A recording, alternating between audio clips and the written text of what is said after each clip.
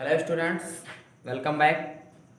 चलिए आज जो है हम आपको हमारे विद्यालय एमडीआई स्कूल ऑनलाइन क्लासेस में जो ये आपका लेटर टू गॉड लेसन चल रहा था, आज इसकी एक्सरसाइज पार्ट 3 के बारे में बताएंगे। पार्ट 1 में आप लोगों को कॉम्प्रिहेंशन पैसेज दिया गया था। पार्ट 2 में आप लोगों को ट्रू फॉल्स बताया गया था और टिक द ऑप्शन बताया गया था। अब पार्ट 3 में वोकैबुलरी से संबंधित अपोजिट वर्ड हम पहले बता चुके हैं, जिसकी मैचिंग बची है। राजीव एडिशन के बुक में 4 लिस्ट जो है मैचिंग में दी गई है। एक लिस्ट में किसी में 4 है, किसी में 3 है, 5 है, ठीक है। तो हमने जो है 2 लिस्ट को एक में ही जोड़ दिया है, यानी कि एक लिस्ट ये है, इसमें 2 लिस्ट है, ठीक है। और क्योंकि पहली लिस्ट में जो है इंटायर से लेकर जो है entire, crest, truly, bunch, evident, ये जो 5 हैं ये पहली लिस्ट के हैं। सॉलिटरी, एडेज, इंस्टिट और अटर्ड ये आगे के जो बी नंबर लिस्ट है उसमें का है। इसके बाद सी नंबर और डी नंबर लिस्ट बच रही है, बार बार ना लिखना पड़े इसलिए हमने जो है 2 लिस्टों को एक में जोड़ दिया है, ठीक है। सबसे पहले मैचिंग करने का सही तरीका जान लीजिए। आप लोग बोर्ड का पेपर देने जा रहे हैं। मैचिंग करने में आप लोगों को कभी भी जो है जैसे इस प्रकार से पहले से अगर लिखा रहता है तो हम लोग क्या करते हैं, इसको यहाँ मिला दिए, इसको यहाँ मिला दिए, इसको यहाँ मिला दिए, इसको यहाँ मिला दिए, ऐसे इस तरीके से हम लोग जो उसमें काफी डिस्टरबेंस पैदा हो जाती है। जो कोई भी आप लोगों की कॉपी को चेक करता है उसको काफी जो है ध्यान से देखना पड़ता है। इसलिए टीचर की जो है हम लोग जो है या किसी कोई भी व्यक्ति चेक करे, इसलिए हम उसके जो है कंफर्टेबल के लिए हम लोग जो है कभी भी मैच करते हैं तो उसके सामने सामने मैचिंग करते हैं।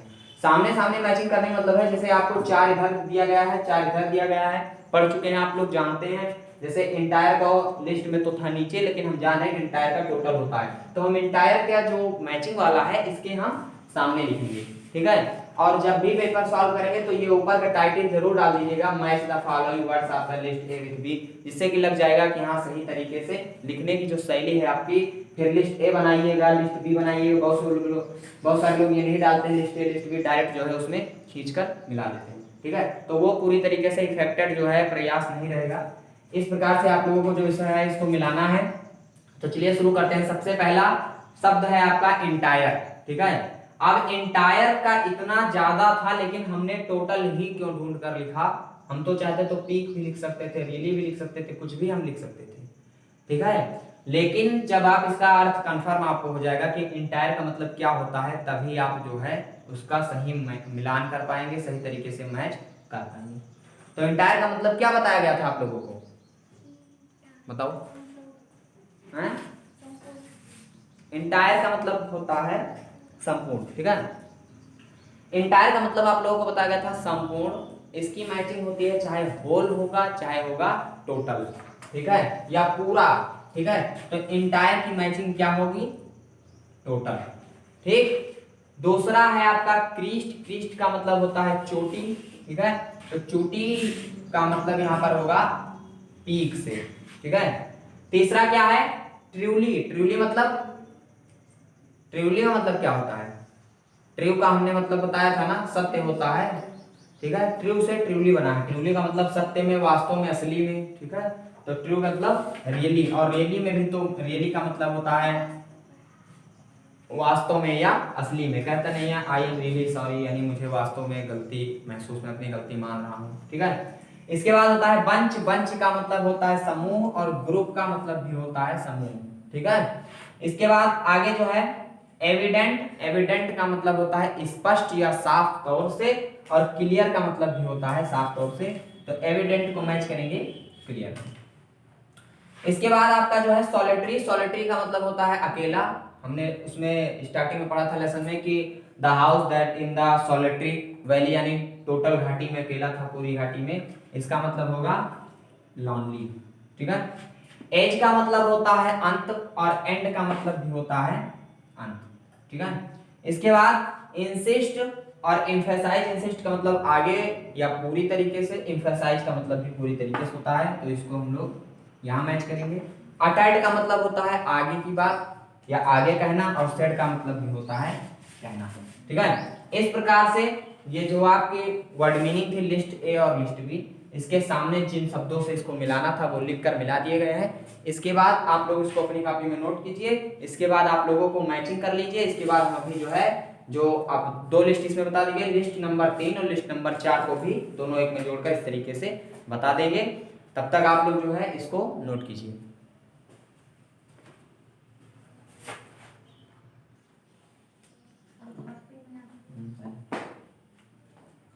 तो चलिए इसके आगे जो है हम लोगों ने लिस्ट ए और लिस्ट बी की मैचिंग देखी।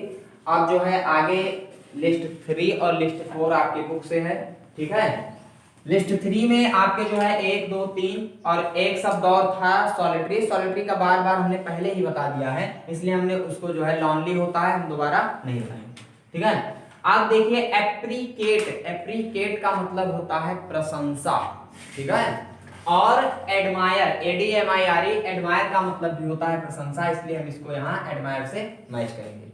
हिंदी अर्थ इधर के भी शब्दों का आपको पता होना चाहिए और हिंदी अर्थ इधर के भी शब्दों का, तभी मिला पाएंगे, नहीं तो आम को ले जाके इमली से मिला देंगे, ठीक है। दूसरा होता है रिसेंबल। रिसेंबल का मतलब होता है प्रतीत होना, लगना, ठीक है, एक समान। और टू लुक लाइक का मतलब होता है एक ही तरीके से दिखाई देना, तो रिसेंबल को मिलाएंगे टू लुक लाइक में।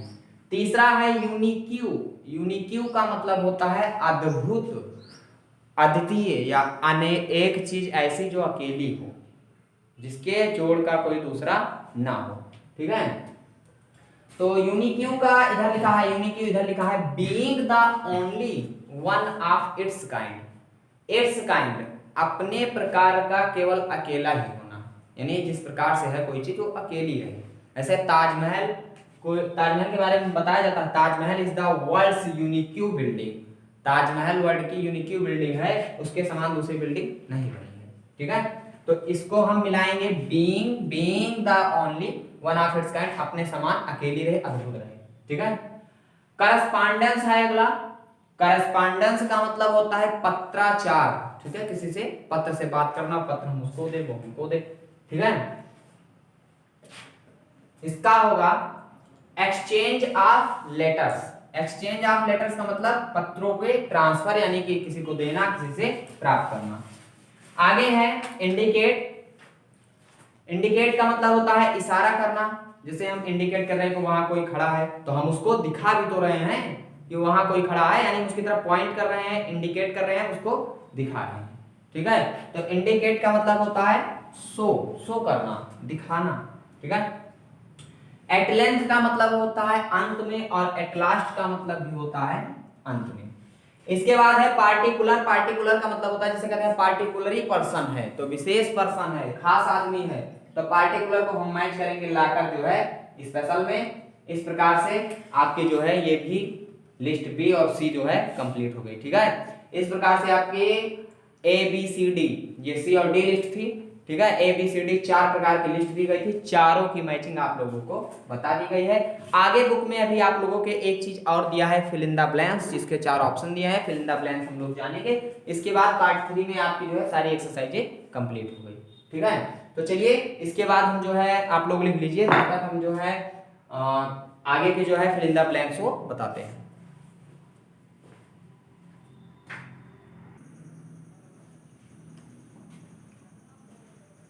इसके बाद जो है आपने जो मैचिंग पढ़ी, मैचिंग के बाद वोकैबुलरी से क्वेश्चन और दिया गया है, क्वेश्चन नंबर 3 करके, ठीक है।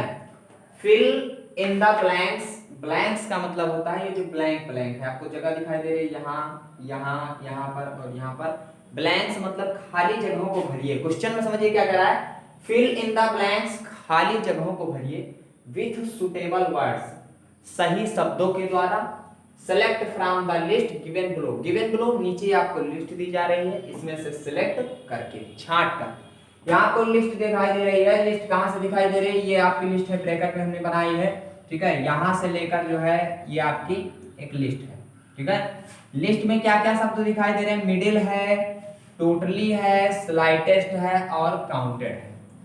ये आपकी एक लिस्ट है, ठीक है। यहाँ चाहे लिख भी सकते हैं LIST लिस्ट, ये आपकी एक लिस्ट है। लिस्ट में दिखाई दे रहा है मिडिल, टोटली, स्लाइटेड और काउंटेड। सबसे पहले इन शब्दों के आपको अर्थ पता होने चाहिए। मिडिल का मतलब होता है बीच में, टोटली का मतलब होता है पूरी तरीके से, स्लाइटेस्ट का मतलब होता है थोड़ा सा भी, और काउंटेड का मतलब होता है गिना, ठीक है। ये लास्ट क्वेश्चन है वोकैबुलरी का। और 4 स्टेटमेंट दिए गए हैं जिनके बीच में खाली जगह है, इन चारों को हम लोगों को भरना है। तो चलिए शुरू करते हैं। सबसे पहला जो पहला स्टेटमेंट है, पहली लाइन है, कह रहा है द कार्न वाज डिस्ट्रॉयड, फसल जो है बर्बाद हो गई थी। तो इसमें हम भरेंगे मिडिल, मतलब फसल बीच में बर्बाद हो गई थी, टोटली फसल पूरी बर्बाद हो गई थी, स्लाइटेस्ट फसल थोड़ी सी भी बर्बाद हो गई, फसल को गिना बर्बाद हो गई थी, इस तरीके से नहीं होगा। इसमें होगा फसल जो है टोटली, द कार्न वाज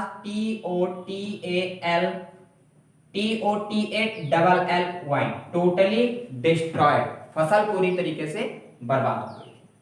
ठीक है, इसमें से यानी कि हमने इसको जो है इसमें क्या भरा, हमने भरा टोटली। ठीक है, इसके बाद अगला ऑप्शन है when the storm had stopped, जब तूफान समाप्त हो गया। तो Lencho he stood in the, कहां खड़ा था लेंचो, अब ये काम खत्म, इसमें हमको डाउट नहीं है, ये तीनों बचे। तो लेंचो जो है मिडिल ऑफ द फील्ड, खेतों के बीच में खड़ा था। तो इसमें भरेंगे क्या, MIDDLE, मिडिल। मिडिल मतलब खेतों के बीच में खड़ा था। इसके बाद तीसरा स्टेटमेंट जो दिया जा रहा है, ध्यान दीजिए, Lencho showed not the surprise on the seeing the money. यहां पर आपका जो है उस वाले के हिसाब से मिडिल भी खत्म हो गया, स्लाइटेस्ट थोड़ा सा और गिना। ठीक है, तो Lencho showed not the surprise on seeing the money, Lencho ने पैसे को क्या नहीं देखकर क्या नहीं किया, स्लाइटेस्ट सरप्राइज, थोड़ा सा भी आश्चर्य नहीं किया, SLIGHTEST, स्लाइटेस्ट सरप्राइज, थोड़ा सा भी उसने आश्चर्य नहीं दिखाया पैसों को देखकर। लास्ट वाला ऑप्शन नंबर 4 है ही बिकेम एंग्री, वो क्रोधित हो गया था। लेंचो कब गुस्सा हुआ था, जब उसने पैसे को गिना, पैसे को कम पाया था। तो ही बिकेम एंग्री, वो गुस्सा हो गया व्हेन ही, उसने पैसों को जब क्या किया था, काउंटेड, स्लाइटेस्ट हो ही गया था, काउंटेड द मनी, हम यहां पर लिखेंगे COUNTED, काउंटेड द मनी। ठीक है, अब इसी प्रकार से आप लोगों को अपनी जो है एक्सरसाइज की जो कॉपी है उसमें भरना है। ठीक है, अब ये आप लोगों का ध्यान दीजिए एक बार फिर से, एक्सरसाइज पार्ट नंबर 3 है। पार्ट नंबर 1 में हमने आप लोगों को कंप्रीहेंशन पैसेज बताया था इस लेसन से संबंधित।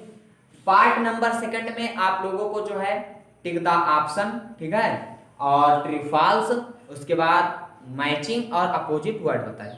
ठीक है, अब पार्ट नंबर 3 में भी जो मैचिंग बची हुई थी वो बताई गई, और ये आपका जो फिल इन द ब्लैंक्स था ये बताया गया।